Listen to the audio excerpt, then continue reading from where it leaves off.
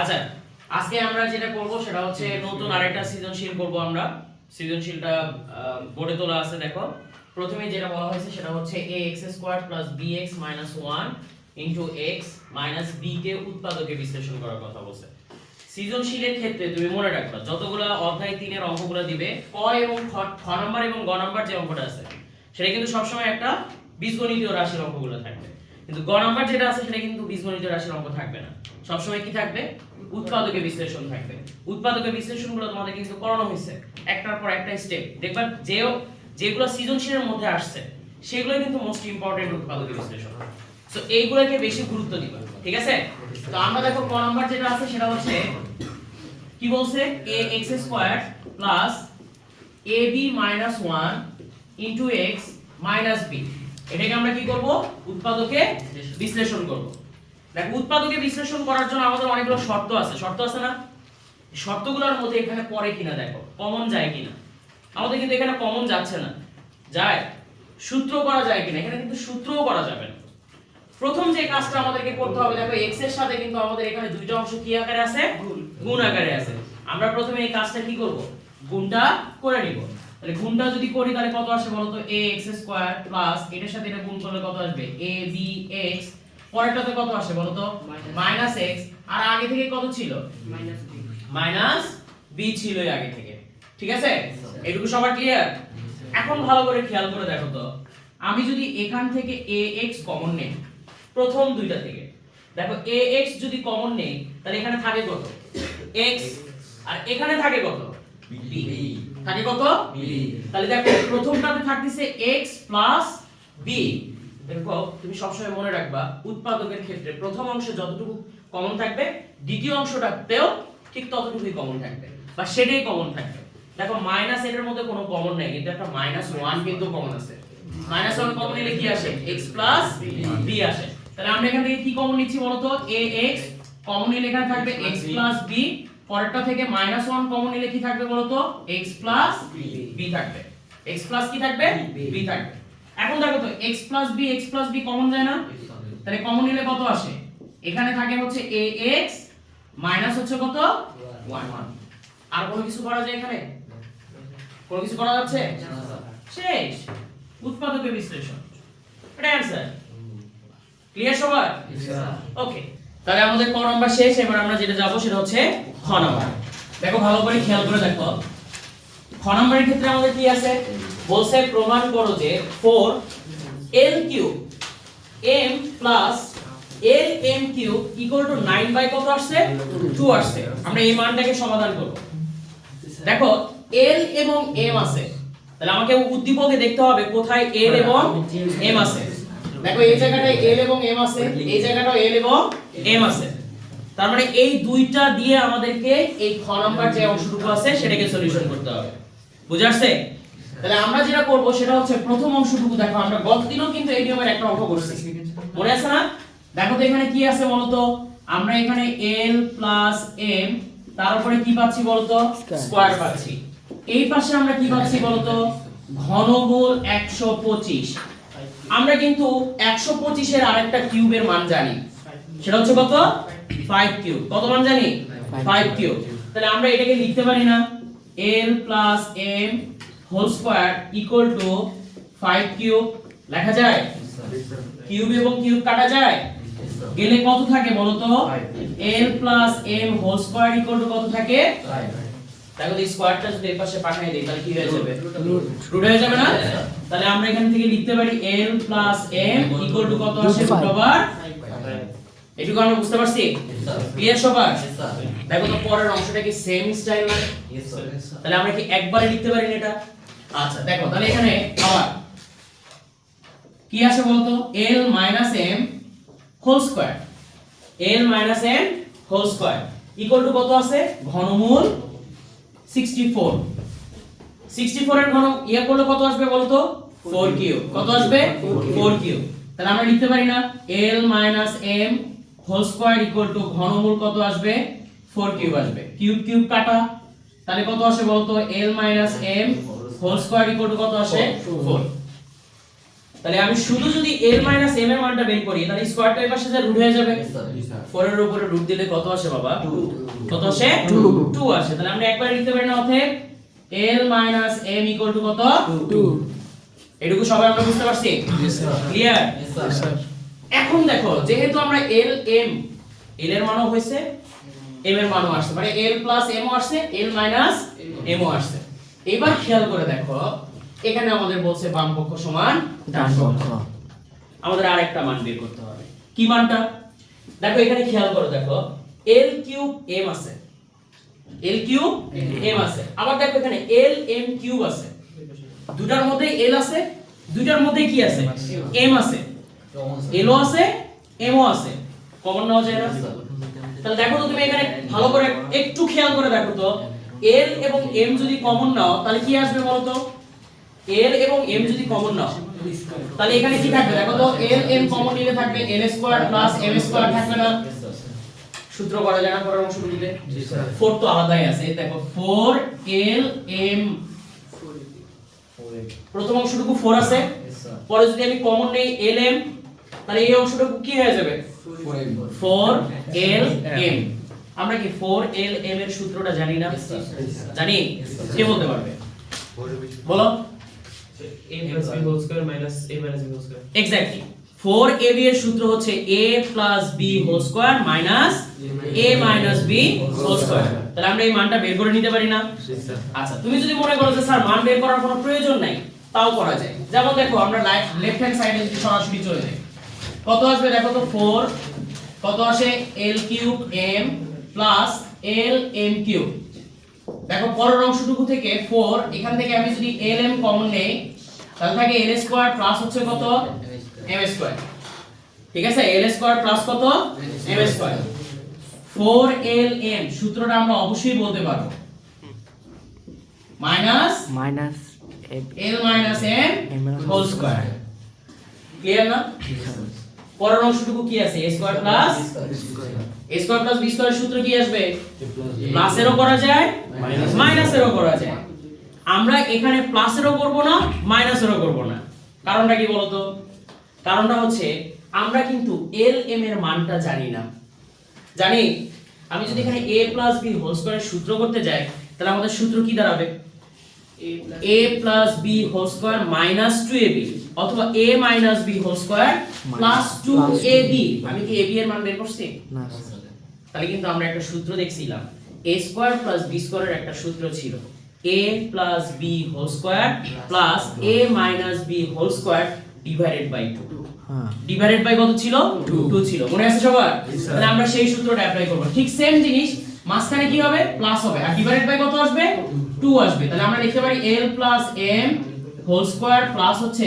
l minus m whole square divided by কত আসবে 2 আসবে মনে থাকবে ক্লিয়ার তাহলে আমরা যদি ab এর মানটা নাও জানি তাও কিন্তু a স্কয়ার প্লাস b স্কয়ারের সূত্র আমরা করতে পারবো তাও কিন্তু আমরা কি করতে পারবো a স্কয়ার প্লাস b স্কয়ারের সূত্র করতে পারবো এবার মানগুলো অবশ্যই এটার মান কত ছিল √5 তাহলে √5 তার উপরে কি আসবে স্কয়ার মাইনাস এটার মান কত ছিল 2 ছিল তার মানে 2 স্কয়ার ঠিক আছে না এটার মান ছিল √5 তার উপরে স্কয়ার প্লাস হচ্ছে কত 2 স্কয়ার ডিভাইড বাই কত আসে 2 আসে খেয়াল করো 5 2 এর উপর স্কয়ার দিলে কত আসে 4 ওখানে দেখো 5 প্লাস 2 এর উপর স্কয়ার দিলে কত আসে 4 ডিভাইডেড বাই কত এটা থেকে এটা বাদ দিলে কত আসে 1 5 এর সাথে 4 যোগ করলে কত আসে 9 তাহলে 9 ডিভাইডেড বাই কত আসলো দেখো তো আমাদের রাইট হ্যান্ড সাইডে 9 ডিভাইডেড বাই 2 মিলছে তাহলে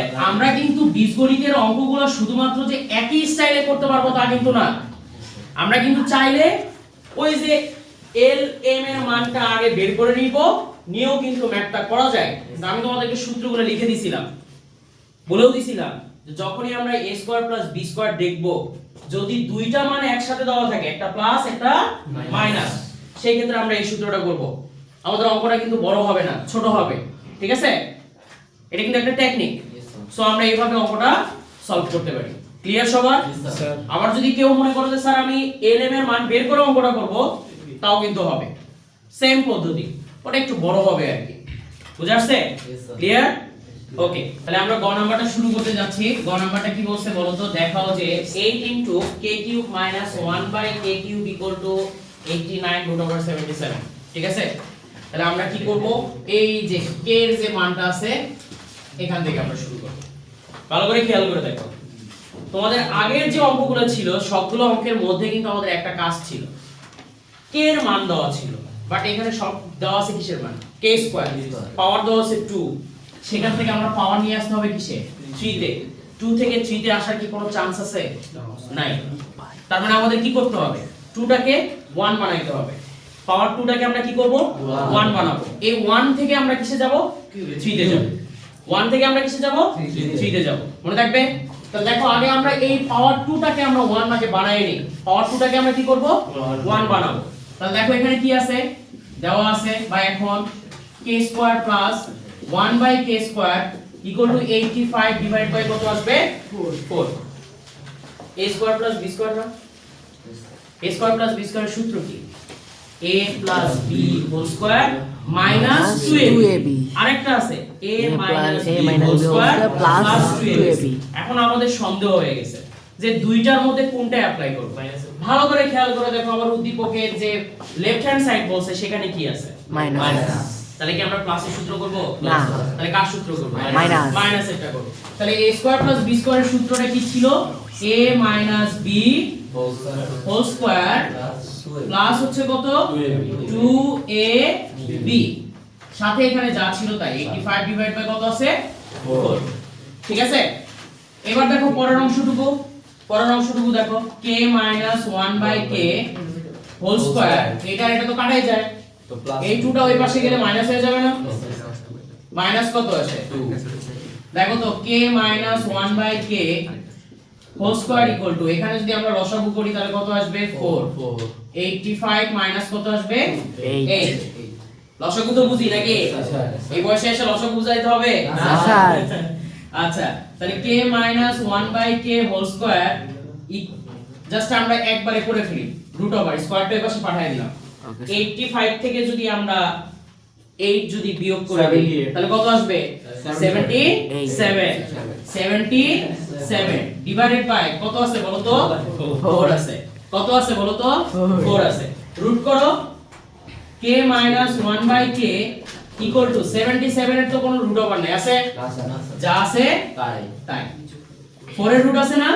জি স্যার। কত আছে? 2। মনে রাখবে? ক্লিয়ার সবার? Yes sir. আচ্ছা, তাহলে আমরা মাইনাসের যে মানটা ছিল সেই মানটা আমরা পাইছি। এইবার দেখো লেফট হ্যান্ড সাইড কি করব? আমরা লেফট হ্যান্ড সাইড করব। তাহলে লেফট হ্যান্ড সাইডে কি আছে বলো? লেফট হ্যান্ড সাইডে আছে 8 k³ - 1 কত? k³। আমরা দুইটা ভাবে করতে পারি। অঙ্কটা যখন আমরা বইয়ের অঙ্ক করছিলাম তখন কিন্তু আমরা বলছিলাম যে 8টাকে এর মাঝেও নিতে পারি, আবার 8টাকে মাঝ ছাড়াও করতে পারি, তাই না? শিখাইছিলাম তো, মনে আছে? তাহলে আমরা কি মাঝে নিয়ে করব নাকি ছাড়াই করব?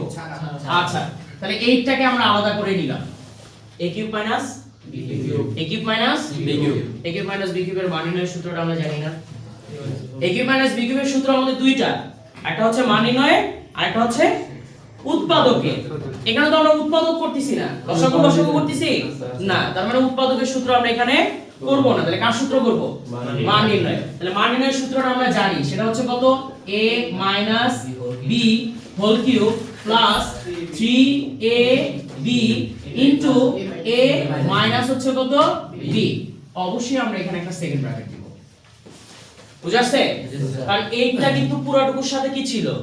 গুণাকারে ছিল। 8 কিন্তু শুধুমাত্র এটার সাথে গুণাকারে নাই, সো আমরা 8টার জন্য আমরা কি করব? সেকেন্ড ব্র্যাকেট ইউজ করব। এবার দেখো 8 তো যা আছে তাই থাকবে, k - 1/k মানটা পাইছি না? মনে থাকবে? আচ্ছা, তাহলে মান কত আসে বলো তো? √77 ডিভাইডেড বাই কত ছিল? 2 ছিল। এর উপরে কি আসবে? কিউব আসবে। এইটার এটা কি কাটা যায় না? মাঝখানে কি চিহ্ন আছে? আচ্ছা, k - 1/k √77 ডিভাইডেড বাই কত? 2। তার আগে কি ছিল? 3 ছিল। অবশ্যই আমরা এখানে কি প্রুফ করব? Second bracket. ক্লিয়ার? এবার খেয়াল করো, 8 আলাদাই ছিল, 77 এর উপরে কিউব, আচ্ছা দেখো তো আমরা যদি রুট ওভার এর উপরে কিউব দেই তাহলে কি আসবে বলো তো? রুট ওভার এ কে কয়বার লিখবো আমরা? তিনবার। কয়বার লিখবো? তিনবার। তার মানে root over a root over a root over কত? এ। দুটো মিলে কি আসে? এ আসে। সাথে কি থাকে? তার মানে 77 এর উপরে কিউব যদি দেই তাহলে 77 রুট ওভার 77। 2 এর উপরে কিউব করলে কত আসবে বাবা? মনে থাকবে? ক্লিয়ার?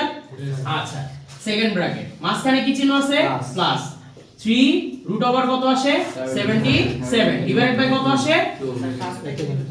সমস্যা নেই, ফার্স্ট ব্র্যাকেট দাও সেকেন্ড ব্র্যাকেট দাও, সমস্যা নাই। এইবার দেখো তো লসাগু যায় না? লসাগু কত আসে বলো? 8 আসে। লসাগু কত আসে? 8। তাহলে 8 দ্বারা 8 কে ভাগ করলে 1, তাহলে 77 রুট ওভার 70 কত আসবে? 7 প্লাস 4 দুগুণ কত? 8 3 4 এ 12 রুট ওভার 77। 8 আর 8 কাটা যায় না? 77 রুট ওভার 77 12 রুট ওভার 77। আমরা জানি যে রুটগুলো যেগুলো থাকে যোগ বিয়োগের ক্ষেত্রে এগুলো একটা চলক হিসেবে কাজ করে। সেম চলক না 77 77? তাহলে তার আগের যে সহগগুলো আছে সেই সহগগুলোর আমরা যোগ করব না? তাহলে 77 এর সাথে 12 যোগ করলে আমরা কত পাই বলো তো? 89 77। তাহলে তোমার রাইট হ্যান্ড সাইড মিলছে? মিলে গেছে? Equal to right hand side. তাহলে আমরা লেফট হ্যান্ড সাইড সমান রাইট হ্যান্ড সাইড করে নিলাম। অঙ্কটা কি বেশি কঠিন? অঙ্কটাকে যদি তুমি প্রসেসিং করে নিতে পারো তাহলে কিন্তু তোমার একদম সহজ হয়ে যাবে। ঠিক আছে? ওকে, আল্লাহ হাফেজ।